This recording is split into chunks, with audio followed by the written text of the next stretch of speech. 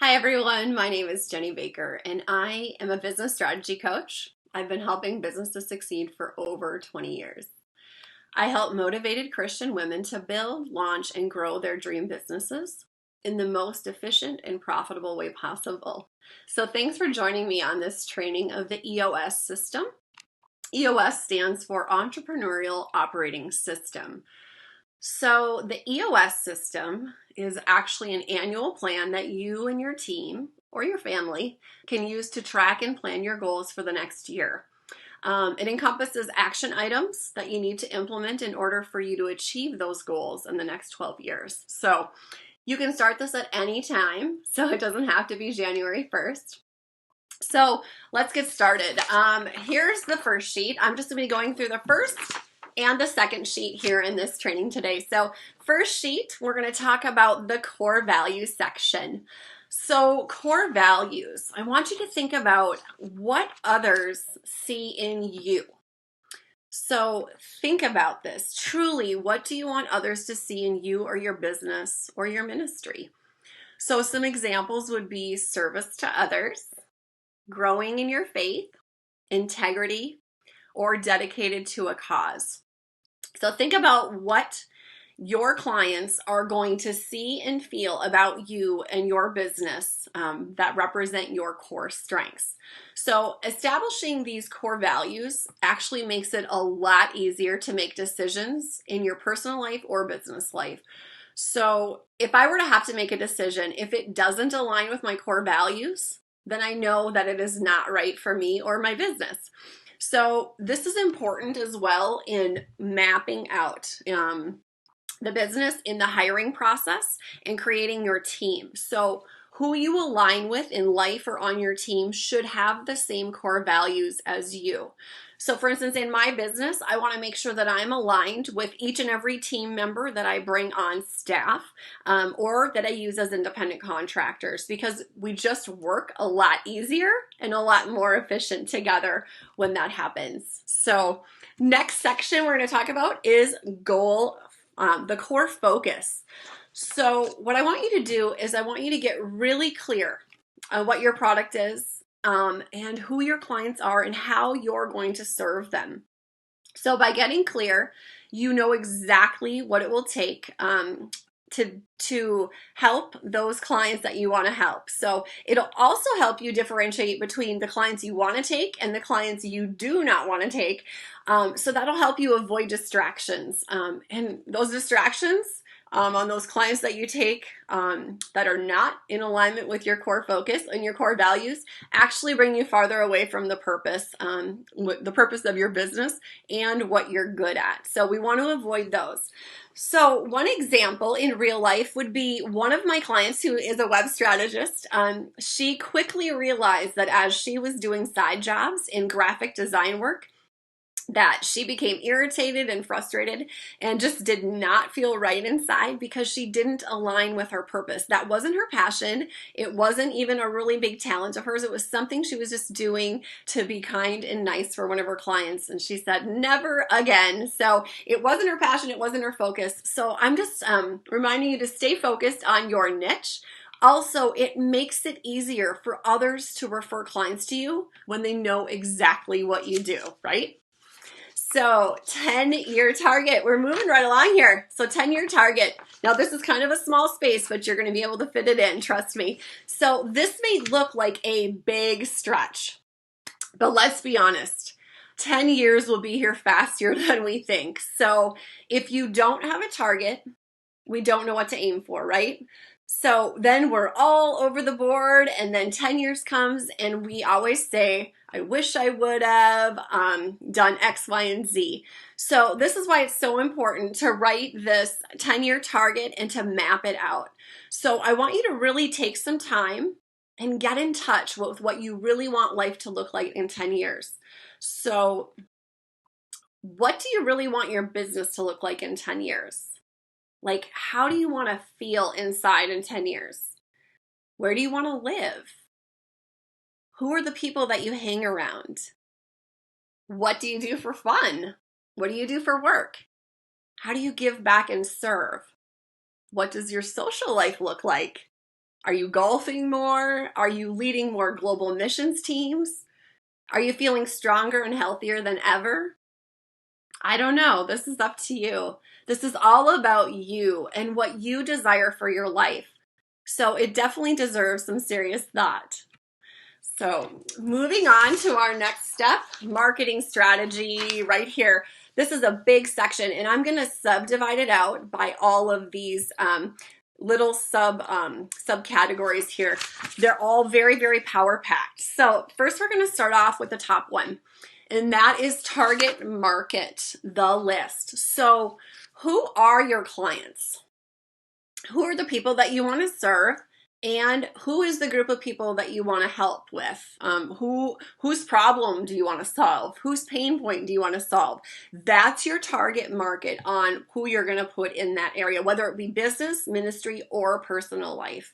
So then we're going to go down to the 3 uniques. So 3 uniques that make you special. This is almost like your secret sauce. So what is your value proposition to those people that you market to? So I want you to step back for a second, and I want you to really think about being in your buyer's or your client's head. So what sets you apart from all the rest of your competitors? Are you genuinely like caring and compassionate, and you truly want what's best for your clients or your target market? And do they know that? Do you live and work by the golden rule? Are you an expert in your industry because of your experience or your training or special classes that you took? Or maybe just life experience? So another one that I like as well is you never finish a call or consultation without answering all the questions for a potential client. Or do you have a standard in your office that if someone from your office needs to call a client back within 5 hours from the time that they called to answer all of their questions about the services that you provide? I think that's a good one. So I want you to think about, now we're going to shift to the marketing strategy just a little bit here. And I'm going to walk you through kind of what I do with my clients a lot of times is I take those 3 uniques and I want you to think about how you can use those uniques in your own marketing strategy and messaging. So you could use those uniques with power words, things like proven system, guaranteed to help you get X, Y, and Z, or we provide a predictable process. So you want to use those power words. Consumers are also drawn to numbers and facts in marketing. So I like to use percentages and numbers or facts in all 3 of them when we're trying to brand and create that excellent expert statement of what you do and why you're unique. So use percentages. So here's some examples from some clients that I work with. So I have a personal trainer, and we've come up with 92% of Tanya's clients have not gotten sick in the last 2 years. Her customized Stay Healthy program helps you to increase your energy level and stay healthy while leading an active social lifestyle. Power packed, huh? So you can also use days. So for instance, Amanda, who is a realtor, she uses her average list to sale date is 12 days in her media. And using hours. So you could do something like working with Jessica, the business coach. You will gain clarity on how to pivot your business in a 2-hour brainstorming session. So using numbers or percentages catches attention and it wows your buyers. So another little tidbit, in your marketing message, you need to have very direct, clear, and specific communication. You also want to lead and direct your clients to the next step. This develops trust in the fact that they know the path that they're going to be on because you're going to be leading them. So as part of marketing strategies that I help with and put together, I also add a little extra piece to this. So I put in there, how are you going to stay in touch with your target market? Because it's about working your warm market as well as those cold leads. So I like to go into how are you personally going to stay in touch with your target market? So things such as updates on new products, thank you notes, birthday messages, personal video messages, celebrating their wins with them, providing specialized training, healthy life newsletters, whatever is efficient for you to do. I'm going to encourage you to do that as long as it coincides with what your target market is looking for. As long as they feel special, people want to feel appreciated with those special touch points. So I like to do those. So these action steps can also be added to your 1-year plan under goals, which we'll get to for the year, or they can also be added to your quarterly rocks, which we'll get to here in a little bit as well. So moving forward, we're going to break this down once farther into the proven process area of your marketing. So this, I want you to think about, what have you done that is proven to work for you or your business or your ministry?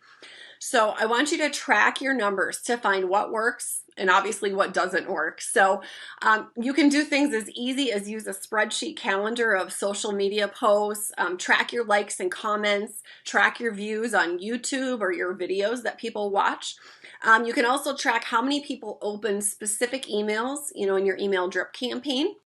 So those things are easily trackable. You don't need any special software if you don't want to. You can track them in literally an Excel spreadsheet, or for people who are not tech savvy, some people just like a pen and paper. So whatever works best for you, but make sure you're tracking your numbers to see where you can put your time and money most efficiently to grow your business, or to grow your ministry, or to grow your family's goals ahead. So then we're going to talk about the guarantee, which is the last part on the bottom of the marketing.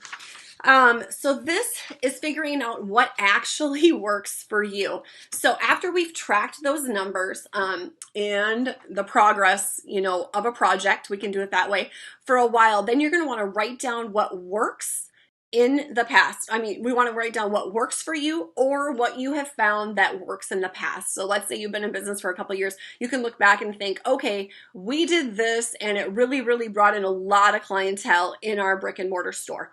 And so you're going to want to reopen that door and see if that's something you want to do moving forward as well.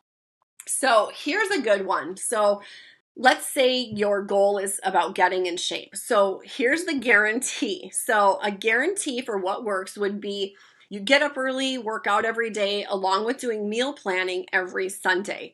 So this, in most cases, is a guaranteed action item that would definitely get you in shape. So some more on a business aspect would be like some of my mindset coaches. So getting 3 new clients a month is their goal.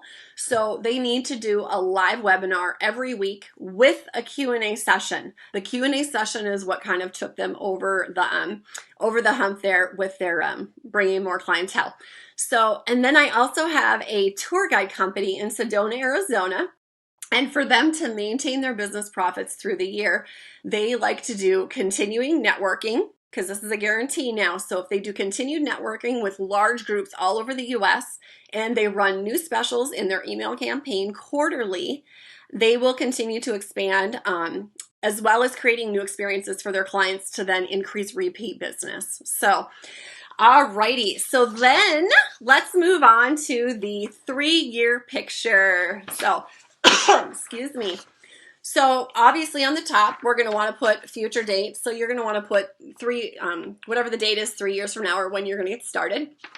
And then we're just going to kind of put this as a conglomerate. So the revenue area is going to vary a little bit depending upon whether you're doing this for a business or for personal use. So the business, you will need to know your conversion ratio. So how many leads does it take to get a sale? Obviously, that's really important numbers that you need to know, right? So that's going to help you to track what your revenue and your profit and your measurability is. So those 3 kind of all go together. So on a personal level, I would say, what streams of income do you have to create the revenue and the profit? So, and remember to include your passive income streams as well. So you can figure out what your profits are from here, from what your conversion rate and what your expenses are going to be as well. So measurables, how many leads do you need to get a sale? How many rentals or passive income streams do you need to own to create the revenue that you want. So those have to be things that are measurable and tangible. So what does this look like right down here? Whoops, there we go. So what does this look like? Does it look like you need to expand your business? Do you need to start a new business? Do you need to franchise your business? Do you need to have affiliates? Do you need to create new streams of revenue or passive income? Do you need to do collaborations with others or partnerships with others, business partnerships? Do you need to hire others to do the work that you can delegate out so that way you can focus on the things that you're good at? Do you need new systems in place to run your business more efficiently so you can grow faster? So I was hired on to grow a stagnant manufacturing company. And one of the first things that I saw right away was that we could more than double their production, and we could be more consistent in their end product by incorporating automation into their system and by adding another product mixer to their process. So that company grew from 1.2 million to 4.1 million in 4 years when I worked with them. So for you math people, that is almost 350% growth in 4 years. So why am I telling you this? I'm telling you because this is why having efficient systems and good marketing strategies is so important. We get into business to succeed. And obviously, for me, succeeding in my business is to help you grow in your business in the most cost-efficient way. So let's get on to our second page. We are stepping into 1 year plan, which is very similar to the 3-year plan. So we're going to put the future date here, so 1 year out. Profit. Now, if you are a brand new business startup, or if this is a new venture for you, new ministry, it might be an unsure, obviously. So what I want you to do is I want you to put the bare minimum that you can't go under to pay your bills, okay? Or you can put a realistic goal for yourself as a startup. So the measurables right here, the more specific you can be, the higher rate of achieving them there is. So examples for measurables would be do 1 live video a week. Talk to 20 new people a month about your ministry in person or your product or your service across social media platforms to raise awareness for your cause, or let me see, have a website built. That's a great one. Hire a coach to teach you how to run a successful business. Send out 10 emails a month to potential clients and buyers. Or you could find a networking group to connect with that have your target market in them. So goals for the year. Oh yes, there's a nice big space right here. I love this. So once again, you want to be very specific. So if you have a team or employees, you want to be real specific on what their goals and requirements are to help you attain the main goal. Okay, so I have 5 salespeople who are responsible to bring in so many clients every month, or a specific dollar amount of sales in each month, or I want to minister to 2 new people or 2 new families a month. I want to do 2 major passion projects a year and volunteer 10 hours a month. So I want you to be really super specific because being very specific when you have being very specific helps you to create a clear path forward because clarity takes the confusion away. So moving on to our second one, here is our rocks. So these are the things that need to get done in the next quarter to achieve your goals.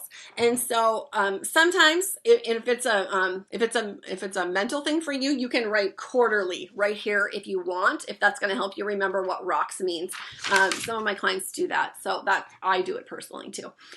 So you want to break those goals down a little further into bite-sized pieces. So we're talking about the 1 year plan. So break these down into bite-sized pieces and get some of them over here. So And then it also has, it also has this who section as well. So you want to know who is responsible for getting those items done. So is it me? It can be a team member. If you're doing this for your household, it could be your husband or your kids. So, you know, you could say, hubby needs to clean out the spare bedroom so I can run my business out of there. Well, that's a rock, right? Because we need an office space so that way we can have a business there. It could be things like researching a specific area of business, or hire an accountant. Do some market research to see what direction that you need to go with your marketing. So this rock section is also a great accountability tool for your team or your family or you and your business. So I like to say, do check-ins monthly to see what's been accomplished and what's lagging behind and why. You know, I always ask the curious question of why is it lagging behind? Because it may be that one person's waiting on another to finish that task. So let's be honest, in real life, my clients have pauses all the time coming up in business. So they could be waiting on a web designer. We could be waiting on financing to launch or grow their business. I like to do weekly check-ins during some of the phases of the launch and the business growth in my coaching, just to keep everyone on track with the other team members' progress on that project. So this is completely up to you and what works best for your family or your business.